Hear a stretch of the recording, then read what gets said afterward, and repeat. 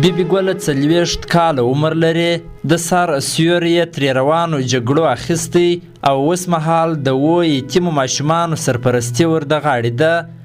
ماشومان یې واړه دي او د ګټې وټې څوک یې نسته، نو مجبوره ده چې خپله د بل درد ته ودرېږي او د خیرات په نوم ورته لاسونه اوږده کړي.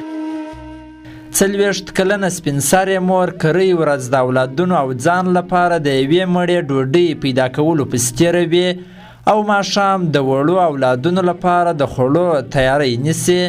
په هیواد کې د نورو دردېدلو او جګړه ځپلو په څیر دا هم نه یوازې خپل ځان ته زړه خوري، بلکې د خپلو ورنږدې اولادونو ناچارۍ او غربت بوج ته یې هم خپلې ناتوانې وږې ورکړې دي.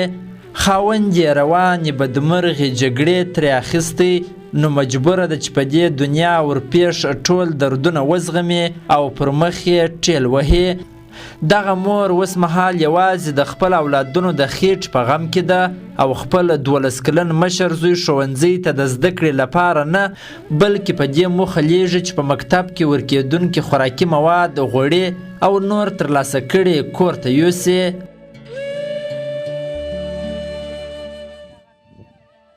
د میوې په ارمان ناست، د خوارمي په ارمان موږ ناست. داسې وخت را باندې راغلی دی پر وچه ډوډۍ نه لرو، د وچې ډوډۍ په ارمان ناست یو. بیا ووځم، بیا چا نیمه راکړې، چا درسته راکړې، بیا یې هلکانو ته کښېږدم. یو ګوله چې یو سړه پاته سوې هغه هلته وچه کړم، بیا کوچنیانو ته په شلومبي کې ورخشته کړم، په شلومبي کې وخورو. ولې مې نو نه دي بیده کړي؟ ماشومان مې وږي بیده کړي، وږي بیده یې وه. دغه یخ به یخی کړه، دغه لاسونه بیا داسې وتاچول، اوس بیا ګوتې راشوسي، په دغه خونه کې به سره ناست وو، وږي و تږي به سره ناست. بیبي ګله 3 کوچنۍ نوړې هم لري، هغوی یې ځکه له خپلې مورنۍ مینې محرومه کړي او د یوه نږدې خپلوان کور ته یې لیږلي چې په خپل کور کې د خوراک لپاره دومره څه نه لري چې د ټولو ګزاره پرې وسي.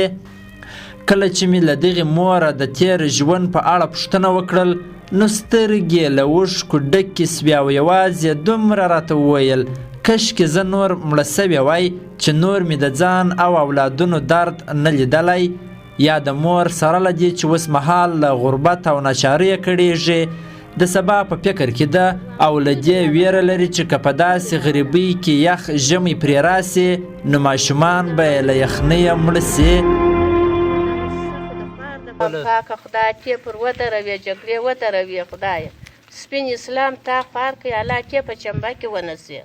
زه خو دغه وایم الله تی په چمبه کې سپین اسلام ونسي. کېږي چې هلته ټکس زه چې زما پر زړه باندې وموښتئ، زما دغسې کرکه کېږي. هلکانو نه باسه ما یو شی به در پشتې وموښلیږي، هغه کې وم په دغه هلک کې هلته وموښت تپیس.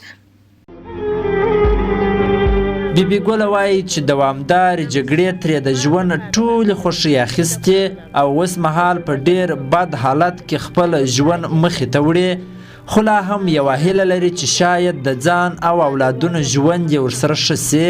دا نیم ژوند د هیله یې سوله ده، خو له جنګ او تشدده ډېره کرکه لري.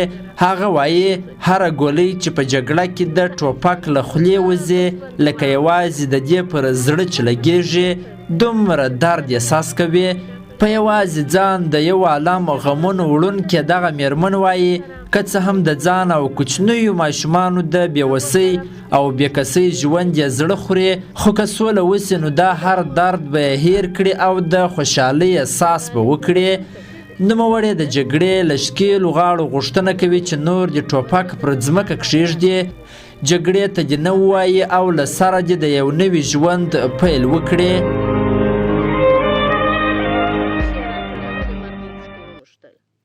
نو سړی چې 3 ورځې 4 ورځې تبخی نه کې باندې د دغو په نباره کم ژوند دي، دا نو دغو نه را باندې بوجي لکه هغه غر چې د سړي پر وژو باندې پروت دي، هغه غر چې سړی په شا کې باندې دروند دي که نه دغه څانې وي. پوښتنه مې دغه چینې ده چې خوارو غریب ته د موسسه ور ورسېږي، د غوړانو ته نه ورکول کېږي. 10 واره ورغلې یم چې خلکو ته به ورکوله، خوارو غریب ته نه ورکول.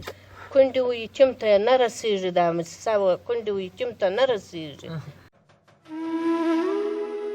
د 7 یتیمانو دغه جګړه ځپلې مور له دولت، ملي او نړیوالو خیریه بنسټونو او په هیواد کې دننه او بهر له افغان تجارانو هم ګیلمنه ده او وایي چې در اوسه ورسره چا مالي مرسته نه ده کړې او نه یې هم چا حال پوښتلی. هغه له دولت خیریه بنسټونو غوښتنه کوي چې لاسنیوی یې وکړي تر څو چې دغه اقتصادي وضعیت چې اوس یې لري لا هم خراب نه سي. احسان الله ولسمل، میلمه راډیو، ارزګان.